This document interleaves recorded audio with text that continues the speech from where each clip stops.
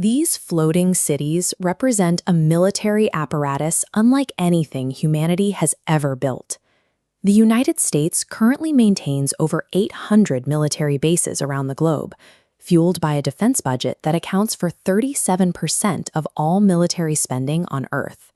To understand how a single nation accumulated this much influence, you have to look back to the first 70 years of its existence, when American expansion was strictly confined to the North American continent. Early American leaders actually harbored a deep hostility toward global empire. When Secretary of State William H. Seward tried to purchase territories like Greenland and Iceland, he was blocked by a Congress that remained fiercely anti-imperialist.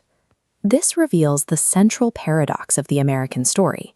The largest global empire in history was built by a nation whose original political DNA was designed to prevent it from ever leaving its own shores. The explosive economic growth of the late 1800s changed the calculation.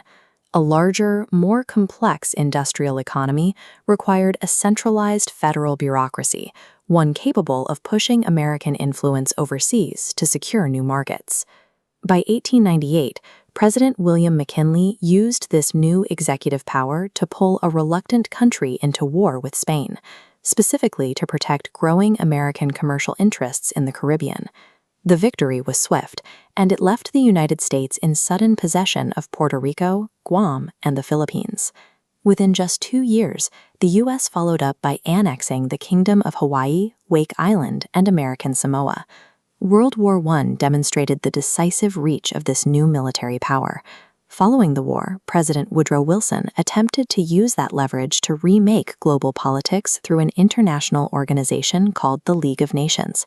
But the old isolationist sentiment remained a powerful force. The U.S. Congress completely blocked America from joining the League, effectively sabotaging Wilson's project from within. As the Great Depression took hold, the nation retreated entirely. America focused on its own regional survival, deliberately ignoring the rise of Hitler and the gathering storm in Europe. Throughout this era, American expansion was a stutter-step process. Every global advance was immediately met with a fierce domestic retraction. The attack on Pearl Harbor physically shattered the viability of American isolationism. The direct strike on U.S. territory ended the domestic debate over whether the country could remain unentangled. By the war's end, the United States stood as the sole economic survivor among the major powers and the exclusive possessor of atomic weapons. Washington used this unique position to build a permanent architecture of power.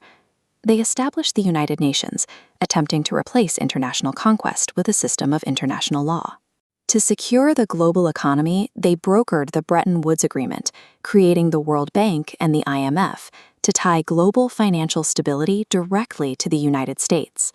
The rise of the Soviet Union quickly turned this new architecture into a tool for a permanent global military strategy called containment.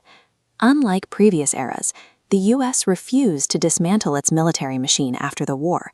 Instead, it formed permanent alliances with nations like Saudi Arabia, Israel, and South Korea, viewing them as essential bulwarks against communist influence. This era was marked by proactive intervention. The U.S. spent decades funding rebels and propping up regimes in dozens of countries, from Afghanistan to Nicaragua, to stop the spread of Soviet influence. The Cold War rewrote the rules of American politics.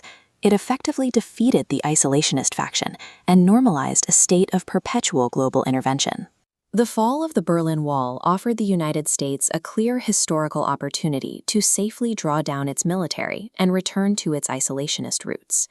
Instead, Presidents George H.W. Bush and Bill Clinton chose to maintain the global machine, even expanding NATO to ensure the U.S. remained the world's sole superpower. For nearly 30 years after the Cold War, this expansive strategy was treated as an unquestioned permanent fixture of American life. That consensus held until the rise of Donald Trump, whose rhetoric directly attacked the value of NATO and the fundamental concept of free trade. Trump's demands for allies to pay for their own protection mirror the 19th century isolationist stance that dominated American politics before the World Wars. The American global system is a deliberately constructed political choice, And for the first time in a century, the political will to maintain it faces an active threat from within the country that built it.